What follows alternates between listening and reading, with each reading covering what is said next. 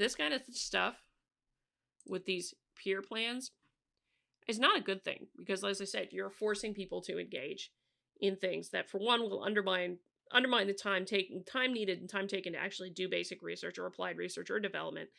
And it will also really do a significant amount of damage in that there will be scientists that will quite possibly lie to get the money, because they have to at this point if this is a requirement to get funding. And they will also quite possibly just not.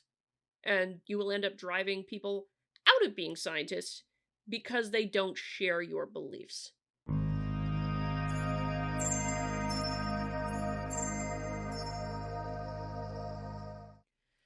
Alrighty.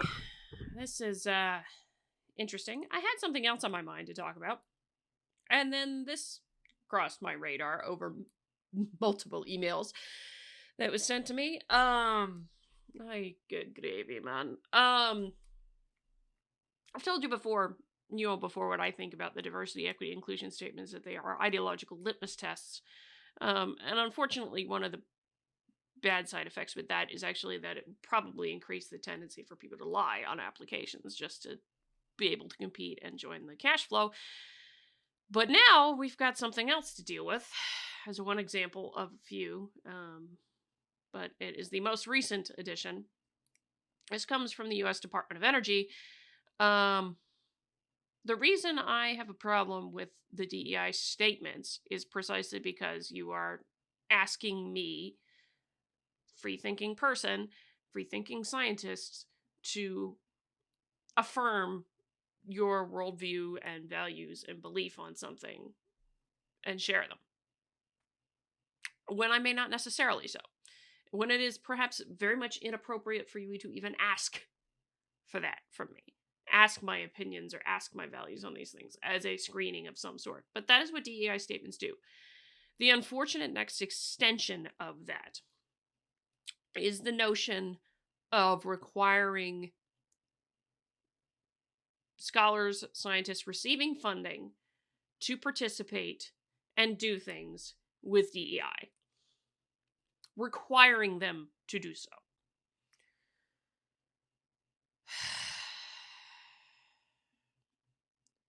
And that is unfortunately what we have now from the Department of Energy.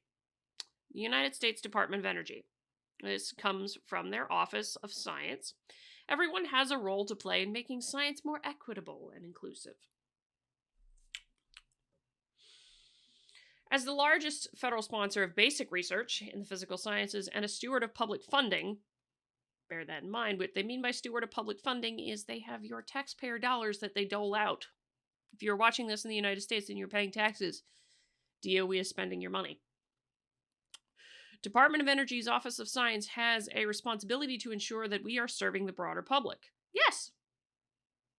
Boilerplate, yes, on that first couple of sentences. You do have a responsibility, on that first sentence, rather. You do have a responsibility to that. The Office of Science is deeply committed to supporting equitable, diverse, equitable, inclusive, and accessible work, research, and funding environments that value mutual respect and personal integrity, which reflects the principles of the Biden administration. We are committed to promoting people of all backgrounds, including individuals from groups and communities historically minoritized in STEM fields and careers.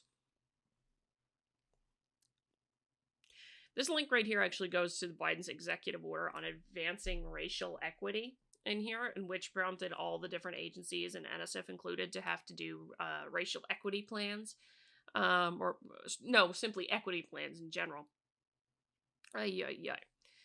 So here's the real thing down here, though.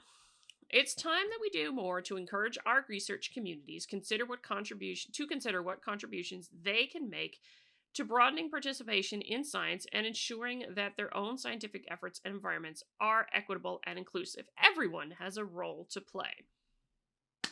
Congratulations, Department of Energy. You're all for forcing people to do something. You are all for forcing people to go along with the values that you have. I do believe that's technically not allowed under the Constitution.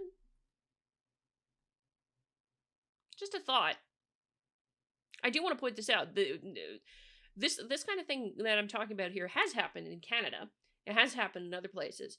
But I do have a distinct legal question with this. And for the lawyers out there, because I am not one, lawyers and constitutional scholars out there, this is something I would ask. Because when I read this earlier, that was the immediate thought that came to mind to me. Hold it a second.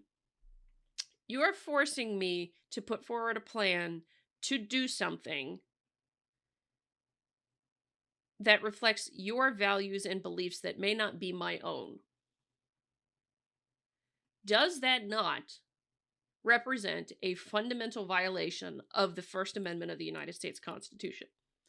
The freedom of speech, the freedom of expression, the freedom of association. Does it not?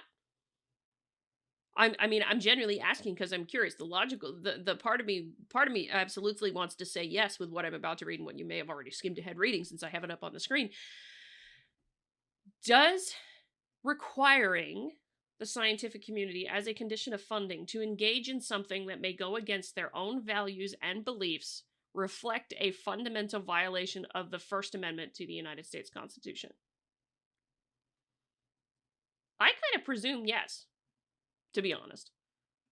Why are you making it a condition of funding that we have to agree with your worldview and act based upon your worldview, your singular one viewpoint, rather than the diversity of perspectives? Now, admittedly, there's not a whole lot here, which is why I'm just asking the question, but it still matters to me, right? That is why, beginning in FY23, FY being fiscal year, the Office of Science is adding a new requirement to our solicitation processes. Applicants must now submit a plan for promoting inclusive and equitable research, or PEER plan, along with their proposals. PEER plans should describe activities and strategies that investigators and research personnel will incorporate to promote diversity, equity, inclusion, and accessibility in their research projects. The complexity and detail of a PEER plan is expected to increase with the size of the research team and the number of personnel to be supported. This will be a requirement. Let me say that again. This will be a requirement for proposals submitted to all Office of Science solicitations, as well as invited proposals from the from Department of Energy and national laboratories. The PEERs, here's even the critical thing. The PEERs plans will be evaluated under a new merit review criterion as part of the peer review process.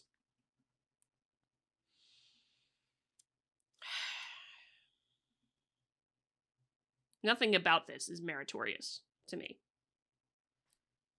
Because that merit has to do with the quality of your research. Whether or not it's robust and rigorous. Diversity of perspectives most definitely helps with that. This doesn't encourage diversity of perspectives. Because DEI at this point, and of course with what the Biden administration's principles, tying it right to the Biden administration's own thing here, makes it quite obvious to me, or makes me think at least, that this is very much focused on the idea of we want it done our particular way. And as I've said before, there's actually many different ways, many other companies that do diversity-related things, such as Theory of Enchantment and Moral Courage College and a bunch of other places that do it in a way that appears to be much better than the DEI offices and universities have been doing, and have seemed to have much more success in some of these things, at least in terms of their own metrics, or in terms of trying to, engage and have more collaboration, as opposed to DEI metrics, which have a historical record of failure. So let me in that vein of what I just said, DOE is asking scientists to engage, to put forward a plan about how they will incorporate things that have fundamentally failed for the last 40 years into their research projects, primarily because, it's in line with the Biden administration's principles. Hold the thought. If it is the job of the sciences to be in the pursuit of the truth. And I will also point out that one of those things in the integrity, offices of scientific integrity and what have you, is specifically meant to make sure those scientific integrity officers, those scientific integrity rules and guidelines from the Office of Science and Technology Policy are specifically there to prevent undue influence on science and on scientific research. How does this not go against that? How does this push for having these things, which will take time away from doing the actual research, the actual basic research in question, how does that not contradict the scientific integrity things you have? Or is it not viewed as political by the department, despite the fact that it actually is, because they're approaching this entirely from very much one direction here that is inappropriate? So, to put it in sum, effectively, the Department of Energy is going to be now requiring, and they're certainly not the only ones, Department of Energy is now going to be requiring that all scientists who want to do basic research, and what basic research is, for those of you who are unfamiliar, what basic research is fundamental things about the world. Cutting edge science of fundamentals in chemistry, physics, energy, because it is energy, Department of Energy, other things. Cutting edge fundamental research. It's not something that has direct and immediate applications to society, in other words. That said, it's not only basic research that gets funded by DOE, it's also applied research, which does have connections to society because it's, as the name says, applied. You're applying things in here. So, explain to me then why it is right, why it is morally right to demand that scientists engage in activities that could quite possibly run counter to their own beliefs, their own values, or to perhaps even the ways they are approaching doing diversity already, or trying to have more diversity, because they may be doing it in a way that does not go in line with the Office of Science, or with the Department of Energy, or with the Biden administration, or with any administration that follows. Don't forget, this is not necessarily just about the Biden administration per se. It is also about any administration that follows. So let's say you get a Republican administration and they have a way of approaching it that, oh, okay, suddenly now scientists can't be doing it that particular way. The other particular way that they were doing it before, because now this new administration doesn't like that, and that trickles down into the science, into the things like this, where you're requiring it in a science funding plan. It cuts both ways. And it smacks of trying to get your beliefs enforced on the rest of people at the expense of doing actual scientific research, because this will take resources away from doing actual research when you are saying, oh, no, we're going to use some of the money to do this and this and this and this and this. That's money that could go to a student. That's money that could go to paying a student so that they can overcome those said barriers and actually learn how to do research. And instead, you're putting it toward these activities in hopes that you'll improve diversity, equity, inclusion, when there is nothing I know of in research that supports that something like this will work. Not a damn thing. Yeah. Can you tell I'm annoyed? Can you tell I'm annoyed with this? I do go back and I do continue to ask the question, what is the legal ramifications of this? Because I do wonder, because the difference between here and Canada and Europe and what have you is the Bill of Rights, which does say that the government may not do anything in a manner to enforce free speech. Now, I know there's the argument here that there might be the argument that, well, yeah, you can just get your stuff funded somewhere else. Problem is that the government does fund a tremendous amount of scientific research. I believe it's something in the neighborhood of half. It's like 42% of all basic research is funded by the federal government, at least. So it's very significant. And the rest is then cut up amongst businesses and foundations and philanthropy. And with things like philanthropy, you're running into the issue of different ideals and morals and similar kinds of things that we're talking about here, where there's a certain amount of politicization involved. So, yeah, you still have a problem. So it's interesting to me, but this amounts to me to potentially, and I'm saying this potentially now, in part because I have no idea how they plan on implementing this. I have no idea what the requirements are. That said, I'm not confident, given what I've seen, that this will be enforced in a manner that is respectful of divergent beliefs about the issue of diversity, equity, inclusion. Which again, I go back to the point, okay, you tell me you like diversity and yet you don't want diversity of thought? Particularly about diversity? Can we try that again? Continue. We are also changing our requirements for conference proposals submitted to the Office of Science. Beginning in FY 2023, proposals requesting funding to support a conference will require that the host organization of the conference has an established code of conduct or policy in place that addresses discrimination, harassment, bullying, and other exclusionary practices. It must also include processes for reporting and addressing complaints. I would wonder what this other exclusionary practices thing is. In all seriousness, are you expecting them to have a biased response team? Well, they kind of say it in the end here. Anyway, applicants will also be required to submit a recruitment and accessibility plan for speakers and attendees. This plan will need to include discussion of the recruitment of individuals from historically minoritized in the research community. Okay, so you're also demanding that for conference funding, they incorporate your values and beliefs somehow. The Office of Science recognizes that every solicitation and activity we sponsor, we have an opportunity to open doors, remove barriers to participation in science, or create new ones, and create research, work, and learning environments where everyone can fully engage and thrive. We invite the research community to help us achieve these worthy goals to make science a welcoming and inclusive enterprise. No, you don't invite. You have basically said you will force people to do that. If they want to get money from you, you're saying they have to. That's not inviting. That is not inviting and having people turn it down. You're saying they have to. That's a difference. So this is to the nth degree more annoying and much worse than the notion of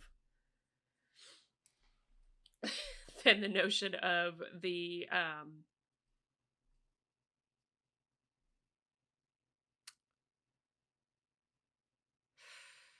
than the notion of a DEI statement. It's much, much worse. Because now you're actually forcing people to do things that are in line with your values and not necessarily in line with theirs. Given that DEI has an unfortunate tendency of treating people differently based upon groups, rather than treating them as individuals, with the immense amount of diversity that comes with unique individual qualities, what if I am approaching it that way? As someone who will look for unique qualities in people, unique backgrounds, unique experiences, unique worldviews, and what have you. And I'm not approaching it based on group characteristics. Will I be denied funding because of that? What I don't see in this that I want to see, it's not announced in this, and it may be because they do say down here they're going to have a October 17th thing here.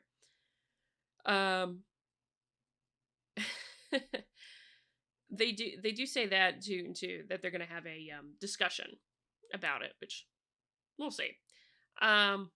What I don't see is how much, because with each of, just like you have a rubric on a test, with grant funding proposals, you also have the rubric for what percentage counts, how many points for this thing, how many points for that thing. If this is part of the new merit review criterion, which again, questionable this is anything to do with merit. Particularly given that most of the background literature for DEI dislikes merit quite a lot. So I find it interesting, the attempted rebranding of what is merit and what is meritorious.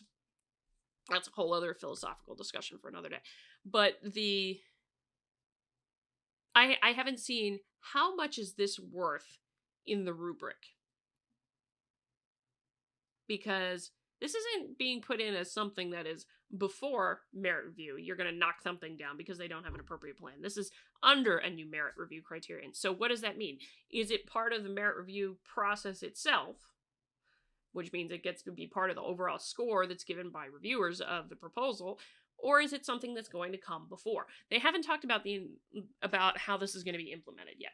And that's why that Zoom on the 17th is actually probably going to be really, really important to talk about, to hear about it.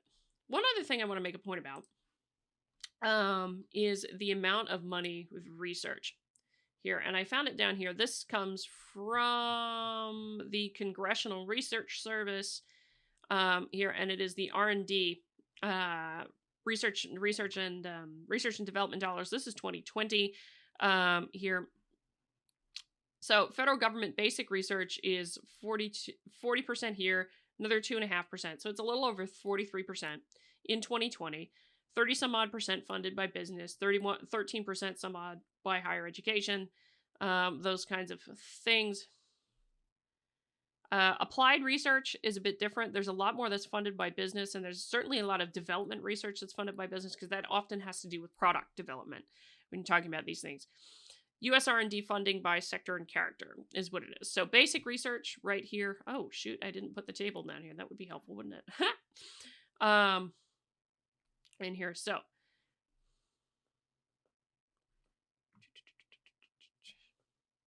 Basic research is experimental or theoretical work primarily undertaken to acquire new knowledge of the underlying foundations of phenomena and observable facts without any particular application or use in view. Right. Original research, applied research is original investigation undertaken to acquire new knowledge, directed primarily, however, toward a specific practical aim or objective.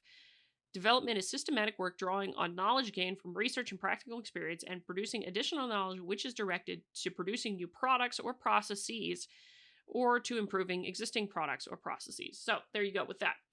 So all told, though, this is quite a significant amount here. But here's what I want to point out that's even better.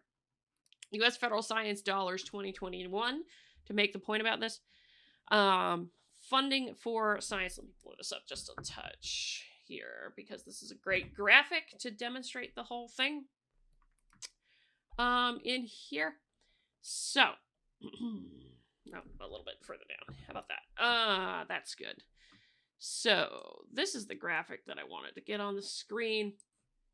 Chemistry and Engineering News 2021 U.S. funding for science. This is 2021 science and technology funding. So, it's specifically funding dollars that goes toward research here, scientific research, and now is subject to the whims of a peer plan, for instance, or to some other nonsense. So, Department of Energy here, this is in millions of dollars. So, $15,387 million.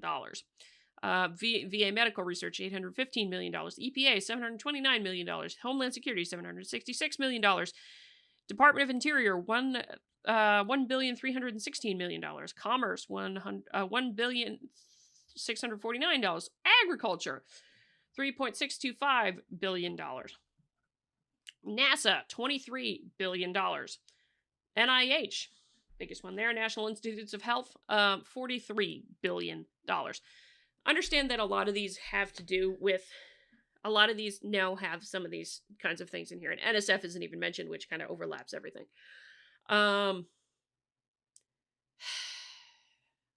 This kind of stuff with these peer plans is not a good thing, because, as I said, you're forcing people to engage in things that, for one, will undermine the time needed and time taken to actually do basic research or applied research or development, and it will also really do a significant amount of damage in that there will be scientists that will quite possibly lie to get the money, because they have to at this point if this is a requirement to get funding.